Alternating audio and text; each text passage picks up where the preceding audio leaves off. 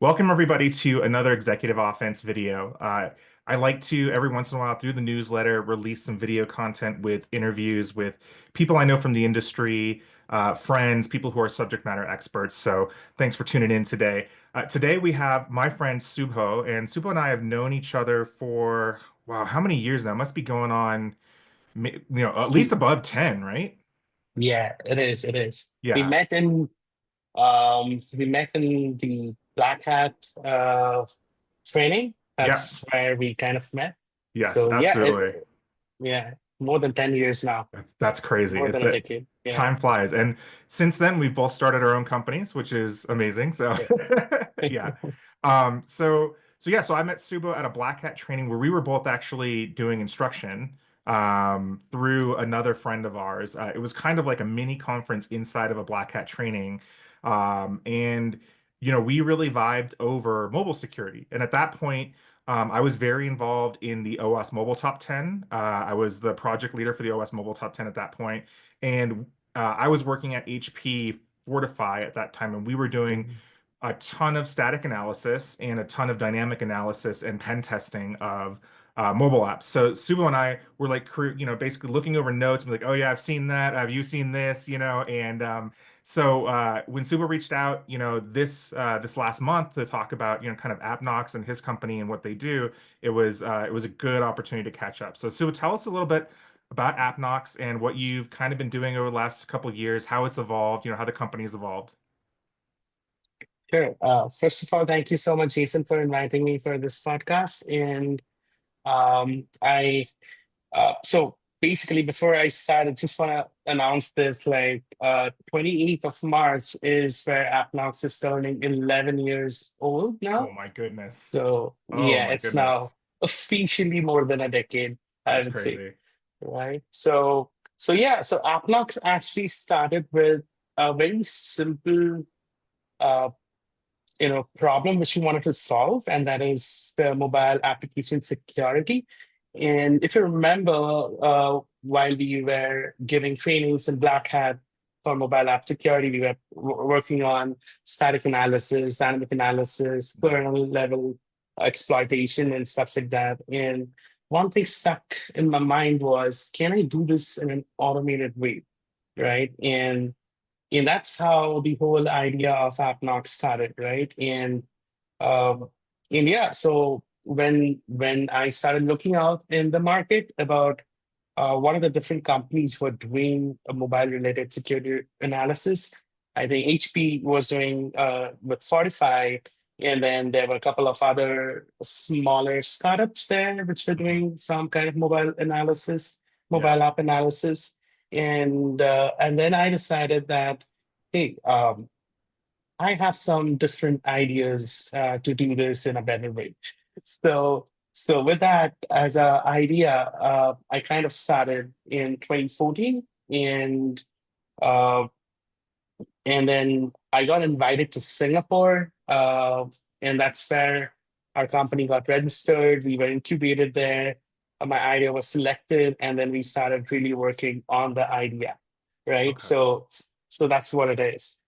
Initially, it started with a very simple kind of a thing, like you do a static analysis on the binary file. We wanted to work on the binary and not on the source code. Hmm. So that's one. Hmm. And that's how I kind of bumped into a project called AndroGod. It's like an Yep. open source project. If you remember, I do. we, Yeah. we used to use AndroGod in Black Hat training as well. Hmm. And then I started contributing back to AndroGod. That's So that's cool. how I got an idea about how AndroGod is kind of working behind the scene, Hmm. and that's how we started building static analysis.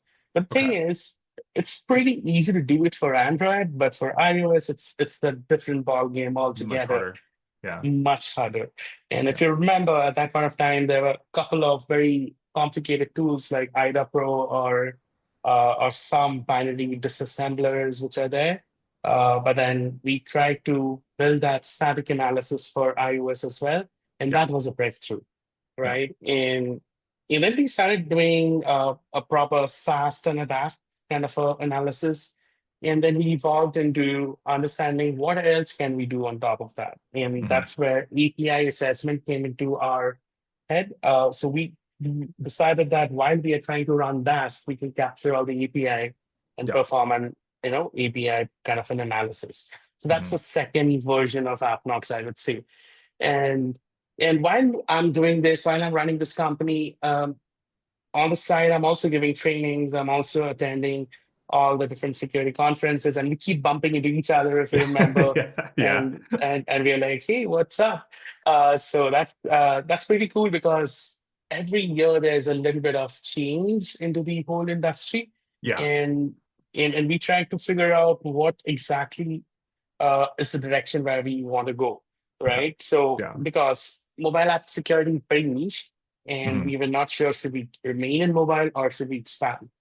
Yeah. Uh, yeah. So, but then we decided to stay on mobile because there's a lot of things in mobile which, if you become more specialized in mobile, there are a lot of things which needs to happen in that. So yeah. So followed by that, we started launching newer features. We started figuring out how this app store or play store are uploading applications, how malwares are getting leaked into these play store and app stores.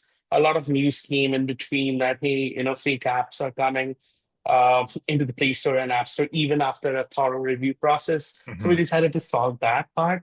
And we launched something called store monitoring, where we monitor the App Store, Play Store, and everything. And then we are like, okay, what's next? Right. Right. And then we kind of again pivoted into uh, something called SBOM.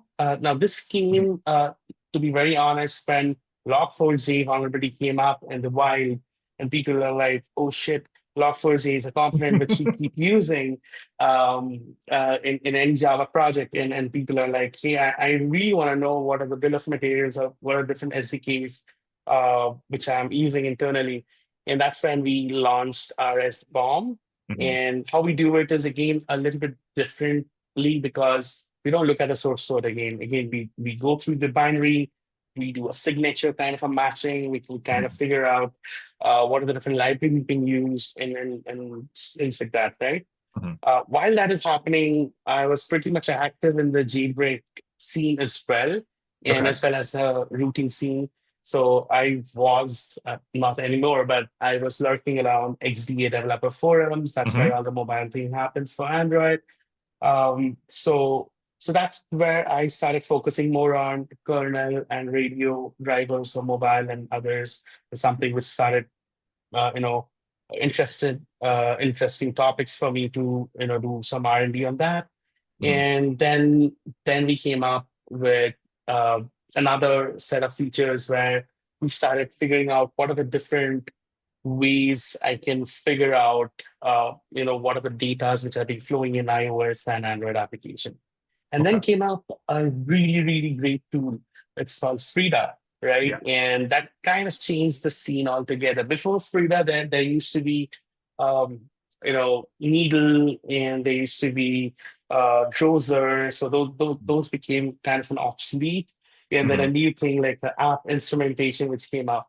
Yeah. Uh, I was really happy that there was an open source tool and an open source project which everybody in the community started using, and we try to understand how Frida works, and then we try to implement a kind of custom made for our own work, right? So Yeah. a lot of interesting research there, and this was all all of these research we were doing, and then COVID hit us, right? Oh, So yeah. yeah, and then we were like, okay, good time to focus on the business a little bit more. Hmm. I think COVID was a little bit of boon for security industries because everybody started shifting to digital, Yeah. and applications became more uh, transformative, and people started using apps more, and people started understanding that, hey, I would need some specialized solution for applications, specifically for mobile application. Yeah. Um, and that kind of helped us to grow our business a little bit. And then we started understanding what's the next step. And then a new thing came into the whole environment, and that's called machine learning, right? It's all Yeah. before AI, Yeah. right? And we were really, really interested in understanding how this machine learning works, and we started doing some R&D on that. And then we realized that we can actually create models, ML models, and train those models to figure things out. For example, one of our test case called hard-coded strings. Now, there are a couple of open source tools, a couple of tools. Uh, Generally, they use grep search to figure out whether the string is sensitive or not, but that kind of goes into a false positive realm because it kind of gives you a lot of things that is kind of a false positive. So we started using ML models, we started training these models and we started using algorithmic approach as well as kind of an ML model approach to prioritize these, whether it's a false positive, try to determine whether it's a false positive or not, and things like that. And then we started releasing newer test cases, newer ways of testing using ML model as well as algorithmic way of doing it. And then we shifted into AI because now AI started becoming more with OpenAI and ChatGPT in the scene. We Yeah. are like, oh my God, this is like next level stuff. Yeah. I mean, why don't we use it? And we started looking at other companies who started using AI, implementing AI in it. But then we decided to take a little bit of detour. And what we started calling internally is it should be AI for security and security for AI, right? We should be Mm. doing both, right? Yeah. So AI for security means can I utilize AI to find out things which previously was not possible in Hmm. terms of in the security realm. And security for AI, obviously, the name says that, hey, can we also assess the AI models itself? And that's the security of AI, I would say. Right. So that's the motto which we started working, but then we decided to remain on the mobile realm because Hmm. that's the realm we are really good Right. at. And that's the realm I'm really excited about. I'm still Very excited cool. about it. Very Yeah. cool. All right. I Yeah. have So some that's questions the for kind of you. a journey. Yeah. Please go. Okay, so I promised when we were in kind of the call where we were talking about, what we were going to talk about today, I, I promised I would bring some technical questions, right? Because we're technical Yes. guys and the audience Yeah. is, pretty technical as well. So I wanted to rewind all the way to the beginning to the ideation of Appknox and, what you called static, but it's really binary analysis. So this was this idea of that you could, once you decrypted a mobile application to its, pseudo source code or source code, you would see certain function names or strings. And a lot of people at that time in the early days were just grepping for the existence of those strings to indicate a security vulnerability. So that was version one, right, of everything, correct? Right. So What that's what kind of yeah. vulnerabilities do you see when you have those kinds of things, and how has that evolved over time?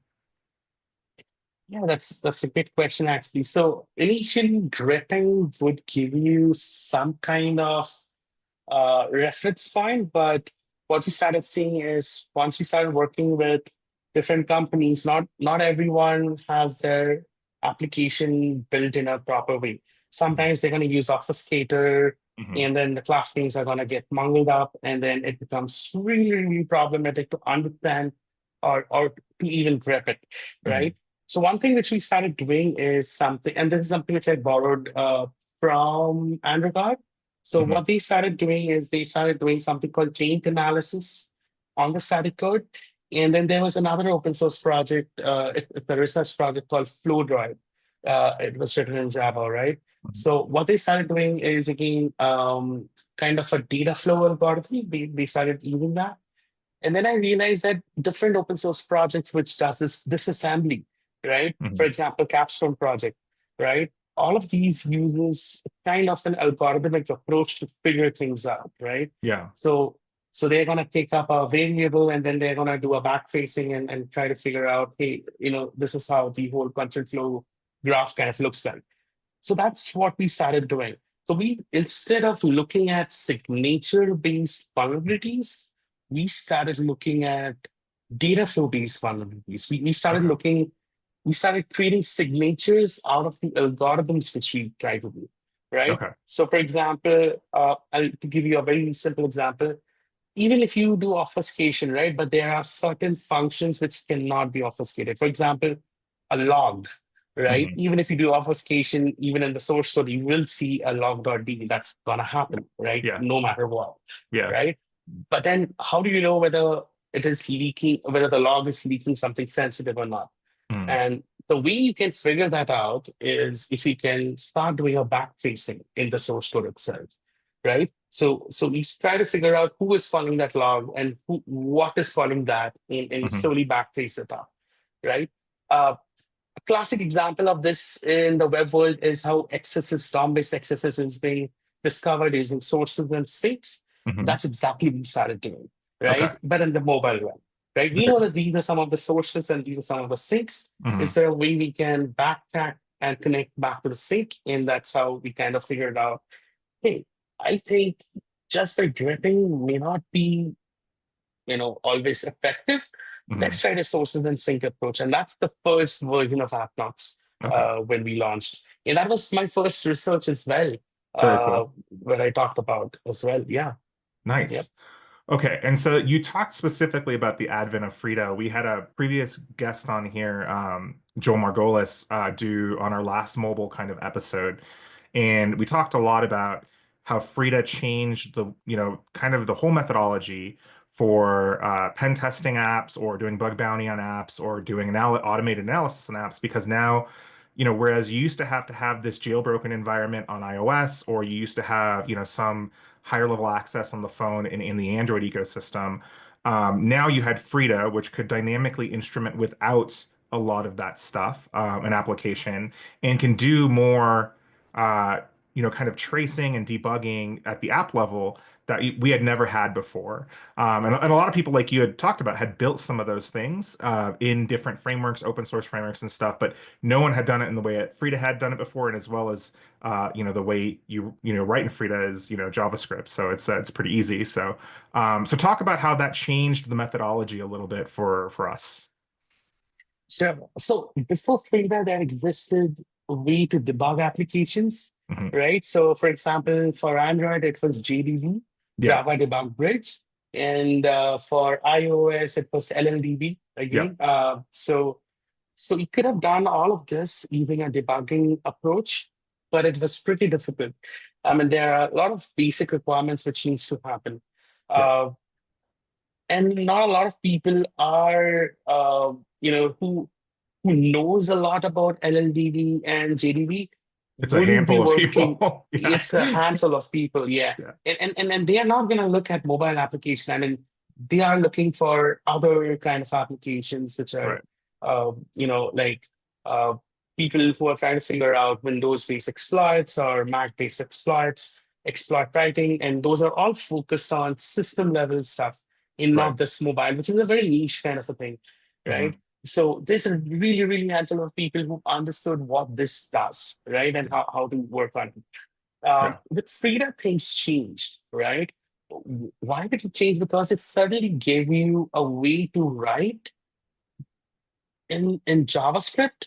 Uh, with the way they inject a JavaScript runtime inside it, it kind of helps you to write a piece of code which you can understand and a way to instrument this application in a very, very easy way, Right. right? That's what changed Frida, right? And uh, it's not like it's a revolutionary thing which happened.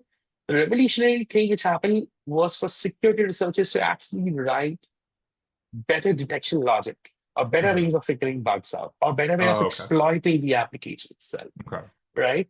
So one of the biggest problem and why Frida became really, really famous, I would say, is because of the uh, because of the rise of RAS and obfuscation which came into picture, right? Yeah. Now I have a jailbroken device because I am obviously an advocate of if it is my device, I need to have full control of it, right? Yeah.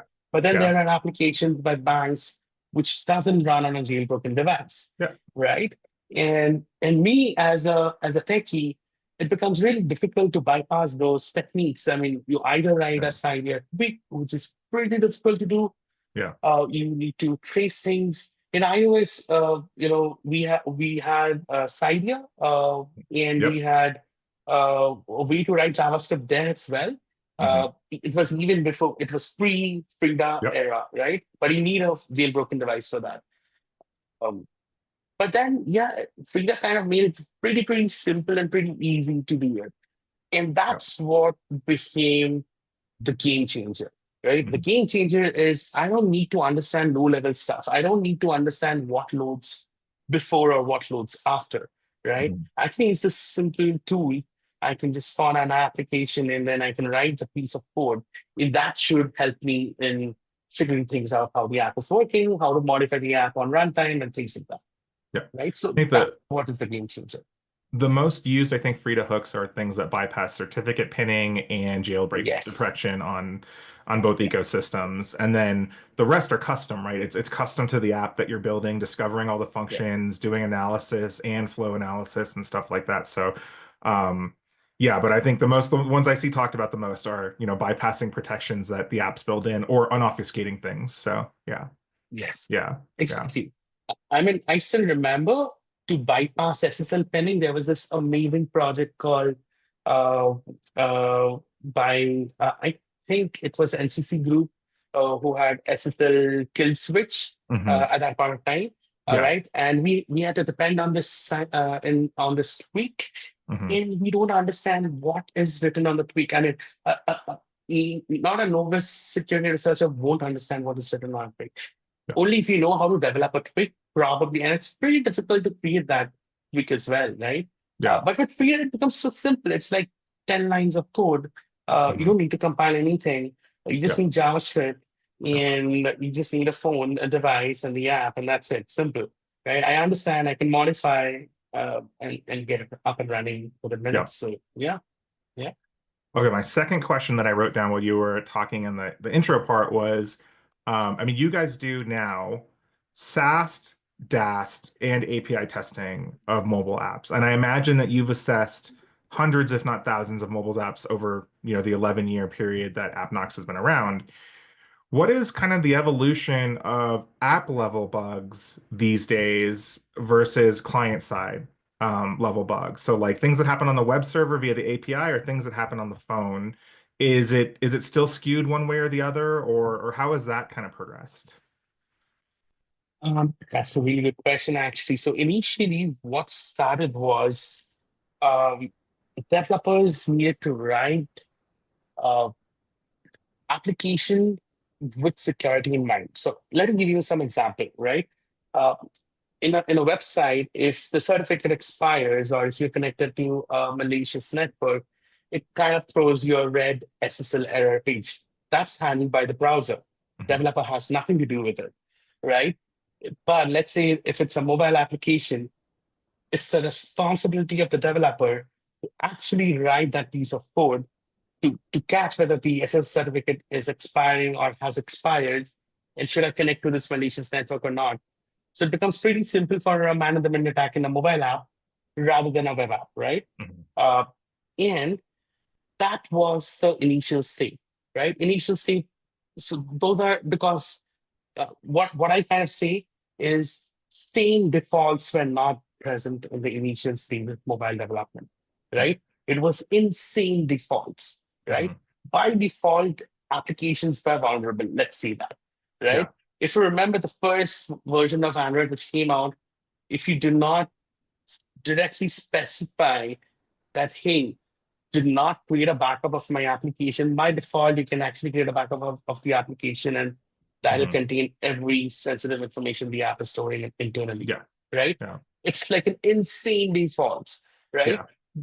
I mean, in the Yeah, early days of iOS, the default data protection API that, everything used, you could just plug a phone into a computer and pull down all the logs from every app, right? But over time that has changed, yeah, as the defaults. Yeah.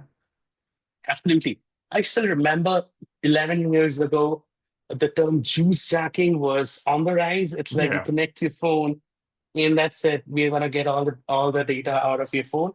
Hmm. But slowly, this OEM manufacturers they started building more security defaults. It became more saner.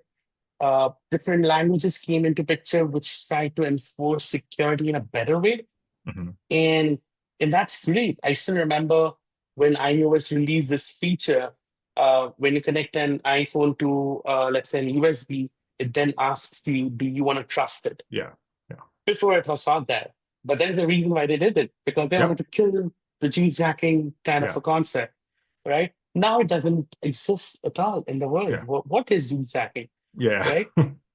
Yeah. So I think it has evolved, but the issues became more complex in nature, right? It's no more storing sensitive information publicly. I still remember in Android, storing data in SD card was considered bad.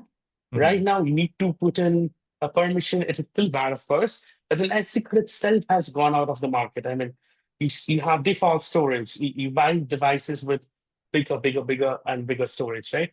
So Hmm. somehow these OEM manufacturers are kind of making the default saner, which is great, but the complexity of the issues becomes much more difficult now. Hmm. And let's say 5 years pre-COVID, SSL pinning was still something which people were like, should we do it? Should we not do it? But now it's like every single app we scan, Hmm. I mean, every single app has SSL pinning by default, Yeah. right? iOS has come up with application transport security, ATS, where by default it enforces like, hey, you can pin certificate as easy as just mention the certificate in a plist file. That's it, Yeah. right? Which is great. Uh, but then uh, other other different issues started coming up, and which are really really tricky. Android is making it more secure by putting in safety net. People bypass safety net, and then safety net version 2 came in, people started bypassing that. And now there is a new version of SafetyNet, kind of a device attestation is coming up by Google, which is going to make it make other implementation obsolete, which is great for the OEMs actually, right? Right. And it's great for developers as well because they need to focus more on what they are building rather than keeping security in mind. Oh And yeah, I for sure. understand. Yeah. Yeah. So staying Yeah. defaults is the most important thing. And I think today, at this point of time, all the insane defaults have gone down. A lot of Okay. saner default has come up. And if you look at application built on Flutter or other frameworks, these defaults are automatically integrated into your application, which Right. is great. Right. Yeah.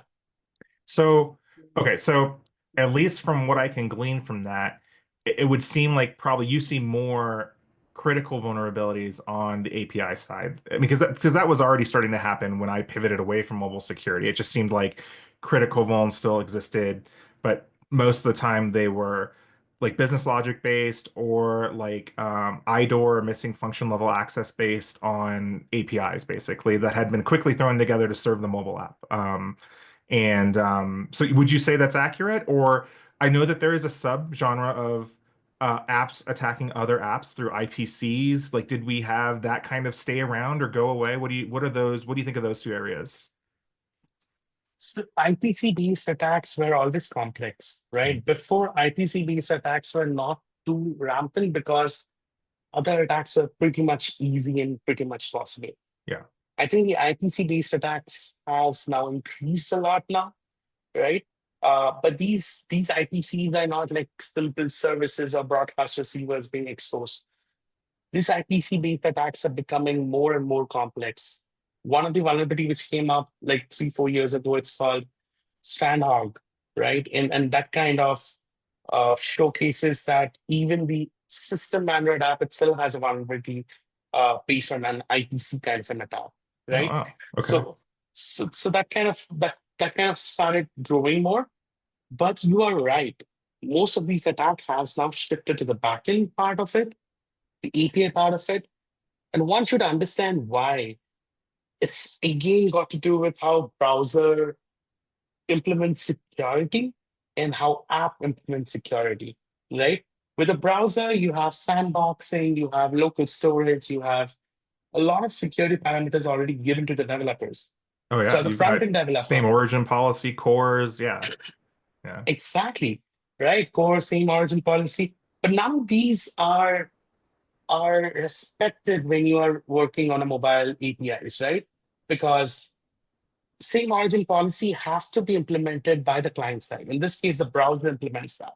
Yeah. But in case of an application, it's the responsibility of the developers to actually implement it, right? We have seen a lot of data theft happening on the mobile APIs, right? It may not be a mobile app specific theft, but Mhm. because this API was discovered, right, which was used by the mobile application, I sorry, I cannot take the name, but using that API, they were able to steal a lot of data, right? Which is like unheard of, right? Because now, as a developer who is working at the backend, for them, they think that this is just an API, which will be used usually how the web uses, Mhm. similarly how it will be used in the mobile. But unfortunately, that's not It's always not the true. same. Okay. It's not the same. I Yeah. know I know we have a lot of developers as part of kind of the fan base and the followers of the newsletter. So if you were, if your, let's just say for fictitious, so your brother starts a company tomorrow and their main product is a mobile app, what client-side framework do you suggest to him to use that gives him the most secure defaults? It's a pretty difficult answer. All right. So I mean, each framework has its own pros and cons, I would say, right? Mhm. Uh, One thing which I realize is Flutter is really good Mhm. um, because it really gives you a very same defaults. Mhm. Uh, but then it has its downside as well. Um, so how Flutter works is it runs on a VM. It's a Dart VM it's a Dart language how you write it, and then there's a Flutter VM on top of which the app runs, right? Mhm. Which means it can write the overall logic of a mobile app and a desktop app and a web app with the Mhm. same kind of language, right? And Yeah. it kind of gives you a really same data, I mean, same defaults, I would say, Mhm. right? But then Android, Google started coming up with something called, you know, uh, default Kotlin, right? And in Kotlin started giving you really same defaults. Yeah. Um, and I would, if the application, if my brother who is developing this application, and if you really need some complex interaction in the mobile device, because these mobile devices are really personal to us, right? Yeah. It has different capabilities like Bluetooth, like NFC reading. Yeah. You can attach IoT hardware and stuff like that. Not everything can be processed via Flutter, right? So Mhm. if this application is dependent on such platform specific APIs, right? Mhm. Bluetooth and others, it's better to write in Kotlin and write your own interfaces in C, and Mhm. then have a Java bridge calling each other. Okay. And that kind of is right now the most sane default, I would say. Okay. Right. But yeah, these are the two frameworks which is in my mind. Kotlin, perfect for really heavy development. Okay. Flutter for, oh, all right, you don't need to use all the interfaces, Yeah, just need camera. you just need a Yeah, front end, the basic phone app, and then you're hitting some kind of API, you would say Flutter. Flutter. Yeah, Okay. pretty easy to develop, I would say. Okay. All right, here's the inverse question. Your brother's getting into mobile pen testing and mobile analysis, right? He needs to learn SAST, DAST, and API testing. What are the resources you're pointing him to learn this? Because we have a bunch of people who are really interested in getting into mobile. It is very niche, but it's actually really fun. It gives you a little bit of that reverse engineering feel. It gives you a little bit of that web hacking feel. So, what resources would you tell them to check out? So actually, I would suggest anybody, any newbie who wants to get inside mobile security, they should look at NASDS, right? Uh, they have evolved over the years. I still remember first version of NASDS was just a list of checklists, Hmm. which did make sense. Yeah. And then they started evolving. And now it has evolved to a place where it not only tells you how to do your testing, Hmm. it also gives you sample applications, sample code pieces. Not only that, it also tells you what are the different tools you can use to do SAST and NAST and Okay. how it will look like, right? We are contributing to NIC's project as well. I mean, for the past couple of years now, we are contributing to the project, and the Okay. project is shaping up in a really good way now. So you're So talking about the OWASP project, the Mobile Applications Security Verification Standard, correct? yes, Okay. yes, right. So for Listen, our readers who don't know this, so OWASP, everyone who's listening to the podcast should know who OWASP is. But if you don't, they're a giant body of a collection of specialists and researchers who get together to basically create a website and wikis and what we call projects around security initiatives. And so one of their flagship initiatives is the Mobile Security Project. And under the Mobile Security Project is this project called the Mobile Application Security Verification Standard. And like Subho was saying, it contains a whole bunch of controls documents, testing guides, tools, vulnerable apps to practice on. So this would be one of the first places you say someone should go check out. yes, Okay. absolutely. This is the best. Not only that, anybody who joins Appknox who wants to do research in mobile app security, this is the first thing we direct them to. Like, hey, go through this project, go through all the things which are written there, Hmm. practice on the different crackings which are present there, Yeah. and it's really, really, really good. So, Okay. so that's one of the projects which I'm really happy about and proud of the open source community as well.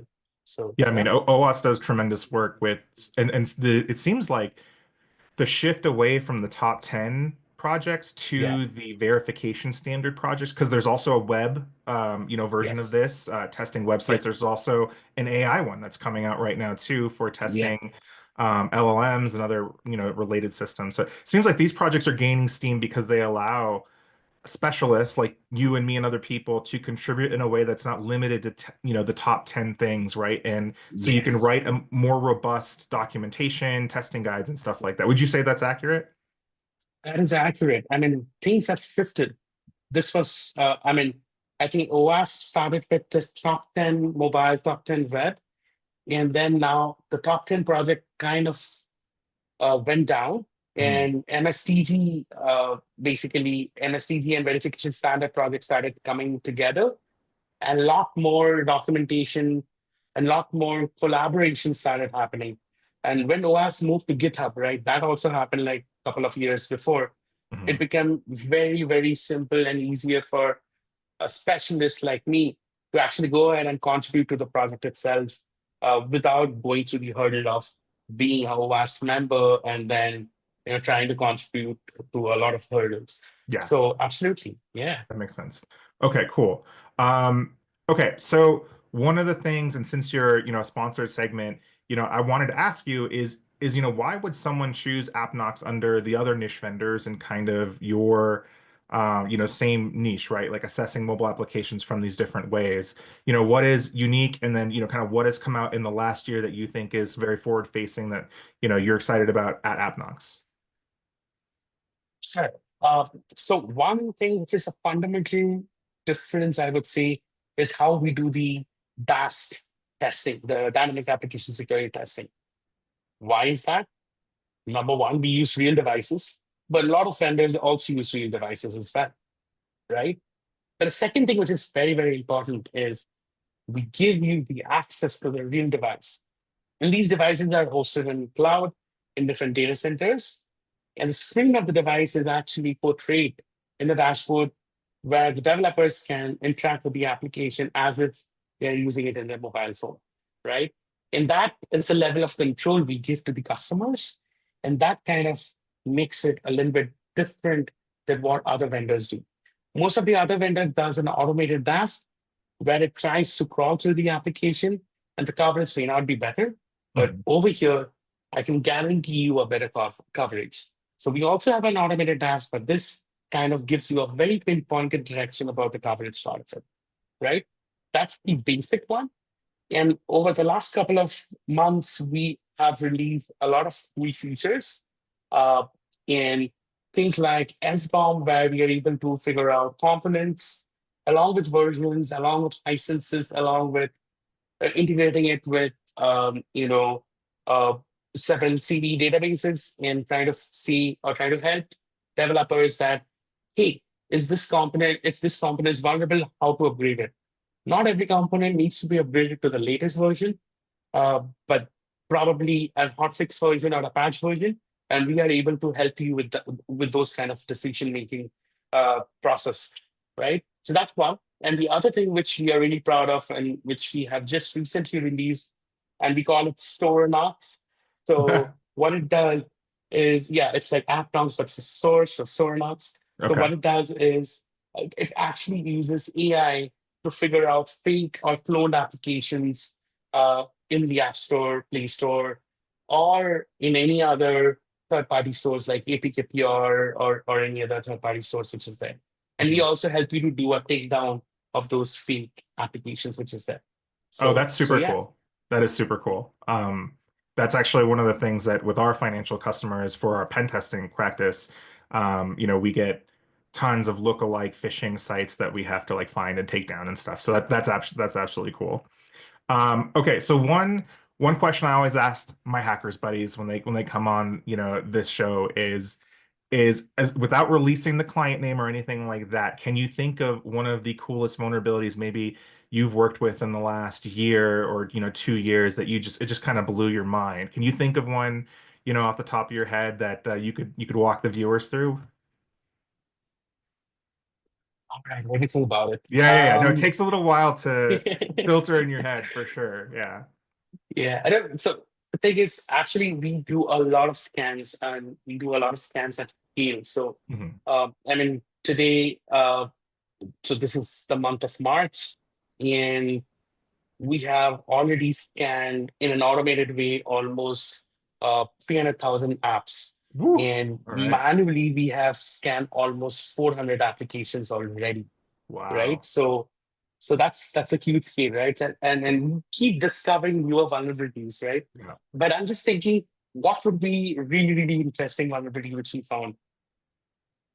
Okay. I think I can talk about this. Of course, I'm sorry, I can't take the name of the No, it's fine. client, It's fine. Yeah. right? So, all right. So this unfortunately is a banking application, right?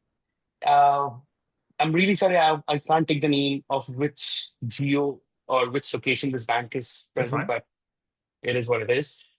And what we found is pretty interesting vulnerability. What the bank application does is it allows you to transfer funds between both accounts, two accounts.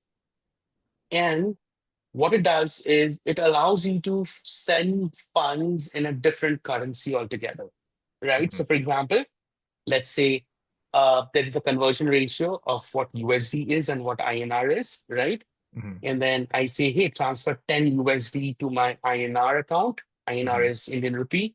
Hmm. And let's say $10 is around 800 INR, Uh-huh. right? And then we get this 800 INR in my account, right? So this happens when the account types for both the accounts are two different account types. It's an Hmm. INR account and it's a USD account. What this application was doing is it was not verifying what kind of account the receiver had, right?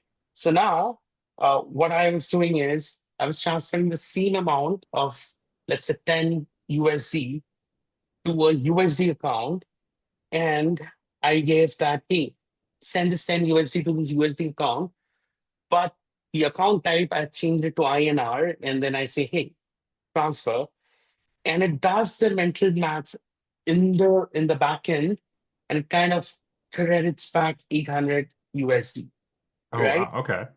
Yeah, and then essentially we earn 790 USD just like that because of the fault. What we immediately, and this is a backend fault, right? And what Hmm. we immediately started seeing is what is the APIs which are being called, right? And Yeah. then we went to the web app part of it Hmm. just to see whether this is replicable in the web app. Unfortunately, the web app has a different way of transferring this amount. I mean, they use different ways or different APIs to do it. Yeah. This was very, very mobile API specific issue. That's And so the funny moment, because you were mentioning that yeah, earlier that you get controls like HMAC signing and stuff, through the browser and stuff like that, but you don't get that sometimes in your mobile app. That's so crazy. Okay, keep going. Sorry. that is crazy. That is crazy. And when we reached, thankfully, and this was in a production application, we were Oh. trying to do our red teaming. And when we figured it out, we decided, hey, wait, this is a crazy, crazy exploit, right? And We immediately informed the bank, and the CISO was sweating because this is something which cannot go out and cannot go out in the world. Yeah. And they had a fix within an hour. Yep. And then we had to do a rundown test of everything else. And then we figured out, okay, this got fixed. Yep. Another vulnerability on the same bank, unfortunately, is it's very unfortunate about that bank. Another vulnerability was, hey, this is a pure play API related vulnerability. It was an IROR vulnerability to download statement. Although the statement is password protected, Hmm. but I could put in any account name in the statement ID, and it was allowing me to download statement of any account which is there. Obviously, we had to enumerate it. Statement was password protected, so we were not able to look at the statement, fortunately. Yeah. Uh, but then, but then that was another one, which was crazy, crazy. That's Uh, crazy. Another thing, sorry, it just popped in my mind. There's No, all another good. really, All good. really crazy thing which we found. So this is so like Uber and Lyft in the US, there is a similar services in India, right? You're not gonna take the name of it, but then we were able to actually uh, find a way to add unlimited amount in our wallet. So, for example, over here, it's a very common thing that you add some money in the wallet, and Yep. then you can use that wallet to take rides. And what we found out, it is the classic checksum issue. So they were not checking the checksum of the request, sorry, of the response, and we were able to manipulate the parameter, resend the API once again. It just worked. Fill up The your wallet. awesome part was, the awesome part was the request and response was all encrypted, but the encryption key was hard coded inside the application. Ah, yes. Classic. Classic. Yep. And that's the reason we were able to do this. Yep. Otherwise, the web version had a different implementation altogether. The key was generated through some API calls, and then it gets decrypted and encrypted. It was a public-private kind of a thing. But the mobile app, unfortunately, they had hard coded the key, and we were able to get it. Actually, this story is there in our blog. Oh, okay. Uh, All right. so so I can take the name of the story though. Yeah, So yeah. yeah, You can probably find it on appknox.com though on the blog section for sure. Yeah. yeah, yeah. So you mentioned hard-coded key, hard-coded encryption key. So in the move to using frameworks that allow you to develop your mobile app, your web app, and everything at the same time, have you seen more since the transition to some of those frameworks? Have you seen more hard-coded keys in client-side code on the device now or less? What do you think? I think it has become really, really less. But Okay. then there are problems to that, right? Uh, and the problem is unfortunately not the developers, but the documentation, right? So there are different kinds of keys. There are client keys, there are server keys, and things like that, right? Uh, Most of the document does not state how this key needs to be used, right? A client key can be obviously hard coded in the application, and that's okay, right? But definitely not a server key or a secret key, right? Yeah. But sometimes these documentations are so big that as a developer, you're not able to understand which keys am I gonna use it. A Mhm. classic example of this is was, right? Now it has been fixed, Mhm. is the Google Maps API key, right? The Google Maps API key has two kinds of key. There is a client key where you can actually embed in your JavaScript or hard code it into your mobile app, and that's okay. That's That's totally fine. absolutely fine. Yeah. That's totally fine. But then Google Maps previously also had a server, a secret key, and a client key, and people were also embedding their secret key as well in the application. Unfortunately, the documentation was not that clear at that point of time, and the documentation went through a lot of revamp. And now I don't think in the past couple of years we haven't seen people start coding such kind of secret keys. But we keep seeing those secret keys coming in, and I can't blame the developers as much because documentation itself is not so clear sometimes, right? But And sometimes that the documentations are clear, but we are human, we don't look at it. and we just And put it that in. that problem's only going to get worse when developers use AI to code a lot of this stuff because if the documentation is not solid and, Yeah. the AI is using the context of the documentation, it might hard code keys. We've seen just this last couple of weeks, a couple people on Twitter. I don't know if you saw that thread about that dude who Yes, you had yes, I all was of, gonna talk about it. yeah, yeah. Yeah. So, okay, so let's move on to that topic of, like mobile was and it still is a forward-facing technology. I mean, everything has a mobile app or a mobile interface these days, right? So it's not going anywhere, but it seems like the security industry has shifted a lot of focus now to generative AI. And interested in Appknox's thoughts on generative AI and the security around that, and then also kind of how people are using it to what some people call vibe coding. There's different definitions for vibe coding, but how you think that'll affect the mobile ecosystem. Uh, that's a very complex question, I would say. So I will first address the first part of the question, like about Gen AI, right? Gen AI has been revolutionary when OpenAI came in, right? By the way, even before OpenAI came in, a lot of AI work was happening already. It's just that it was not visible to people. There was not a Yeah. lot of PRs being happening, right? But OpenAI also broke the standard and kind of open it up for public, and then everyone started understanding the effectiveness of these AI models and things like that. But one Mhm. of the biggest problem with these AI models are it requires hardware, right? It Mhm. requires Yeah. GPUs, very, very costly GPUs, very, very intense hardware, right?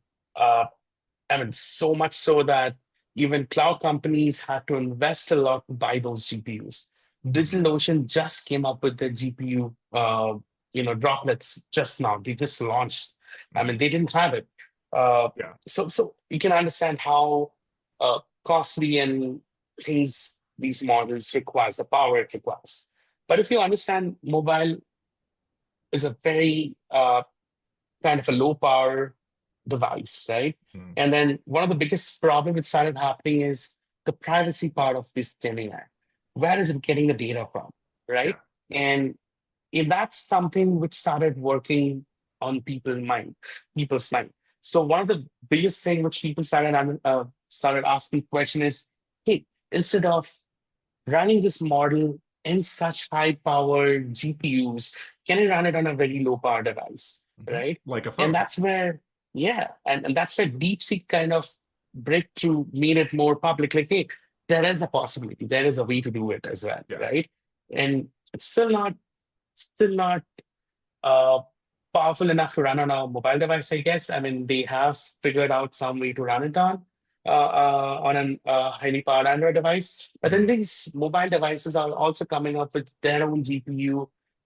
Like Google started integrating tensor chipset inside the device so that they can perform a little bit of AI, not a full blown model, but a Yeah. little bit of AI part in those. Uh, But even the evolution of like the Snapdragon chips and stuff like that over the past yeah, 5 years has been amazing. How much more powerful they have yes, gotten, and how small they've gotten. So, yeah, one of the things I talk about when I talk about is a buddy of mine, Daniel Meisler. We haven't had him on the show yet, but he's one of my best friends. He did in 2011 an AI attack surface map that included the idea that every phone is going to be a natural language interface, and yeah, you're going to have apps, but really you're going to be talking to apps that have access to all these other functions on your phones and can do all these things, and they're little LLMs, right? They're going to run on the phone, and now we're yeah. just starting to see this come to fruition in the very, very early stages. Are you ready for that? Yes, we are kind of. It's not like I'm forced to say no, but we Yeah. are kind of. I mean, we are looking at it in a very different aspect, right? And the first step towards it is to identify what kind of AI models this application is running internally, Mhm. right? It may not be a Gen AI model running. It can be as simple as an ML model running inside it, or just a very, very simple, small kind of model running. And that's the first step Yeah. towards security, right? To identify that. And that's something which we are releasing this in the next couple of weeks in our SBOM suite, where we not only find out different components the applications are using, but also figuring out what are the different models the applications are using internally, if we have, Very right? cool. And that Yeah. is really, really true, because this is just start, just the beginning. I'm sure by the end of this year, we're going to have those open source projects where you can actually run those small LLM models, modules inside your phone, taking all the powers that these devices have, the Yeah. chipsets has, and it's going to be amazing because that Yeah. solves your privacy problem. Hmm. That's how I started, right? The Right. problem is privacy. Yeah. Problem is I don't want my data to be shared with everyone else, Yeah. right? Apple started with something called Apple Intelligence.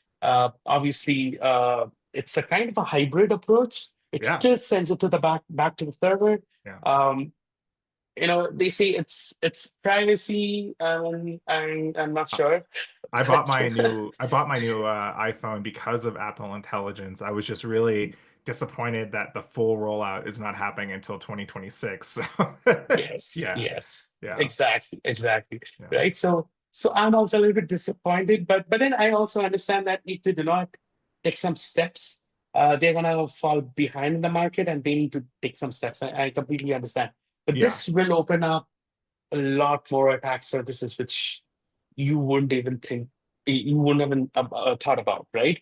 Yeah. Uh, so that's one of the biggest flaws, I would say, right? Do you Which needs to be fixed. do you think that we're going to make some of the same mistakes that we made early in the mobile world when we add LLMs to, or AI to phones, such as like, the natural language API having overly permissive access to every other function on the phone? Do you think we're going to go through that again, or you think we learned our lesson a little bit? Unfortunately, I think it will go through the same cycle. Okay. You Um, think it'll be a shorter cycle though? yes, I'm Okay. I'm I'm pretty sure about that. It's gonna be Okay. a really, really short cycle because it's a marriage between hardware and software, Hmm. unfortunately. And we are going to see a lot of hardware-based exploits coming up, Okay. right? Yeah. I mean, GPU leaks are a real thing. Hmm. If I can get into GPUs and if I can control very sensitive area, that is going to happen. Yeah. And the same thing happened in processor world as well. Before the Hmm. trust zone came into picture, Hmm. it was and for anybody to access the whole core. And then Yeah. trust zone came into picture, and then, oh, I'm gonna protect it in a hardware-based kind of a Yeah. token. The same thing needs to happen. That kind of cycle needs to happen in the GPU space as well. Unfortunately, it is not in the hands of developers. It's in Hmm. the hands of hardware developers Hardware as well folks. as Yeah. software developers as well. Okay. So that's the reason. That's my reasoning, I would say. Yeah. So, and so that I'm guessing that's kind of why you guys segment AppKnox as SAST, DAST, API, and then I'm sure you do some niche hardware testing for certain clients as well. It's because you really have to do that testing at every layer. You can't over focus on another, on one of those layers at all, because depending on what your app does, it needs testing for all of those. Is that kind of correct? It is. So, couple of our clients, they do have POS machines, Oh, and right. Yeah, so things that take payments, credit cards at a coffee shop or something. yeah, exactly. And do you know they run actually Android in kiosk mode, Yeah. and they have this APK app, APK Yeah. files. Yeah. So for those kind of companies, we had to not only look at the application side of it, but we also have to look in the hardware side of it and how they do the whole data transfer. So yeah, that's there. I remember one assessment on a mobile app that a friend did through his LLC a long time ago, and it was one of those POS machines. And he did dynamic analysis and static analysis and found a function that was a key press function for a random area in the upper corner of Yep. the screen. And so then he boots up the POS system that takes credit cards, is a very big one, and he presses in this area of the screen and the admin debug console comes up and he's able to pull off all of the transactions, which include credit cards, from this. Now, this is a very early version of that app and they fixed that, but I still remember how flabbergasted I was by by that. So yeah, yeah. All right. Yeah, it is true. Real Yeah, world scenarios are very, very different. yeah, So yeah. yeah, And most yeah. of the problem with those kind of developers are they think the hardware and the app and the software belongs to us. I mean, nobody else are going to use it, Yeah. but that's just that. I mean, I can quickly insert a card which can do a buffer overflow Yeah. attack, and that's something which we figured out.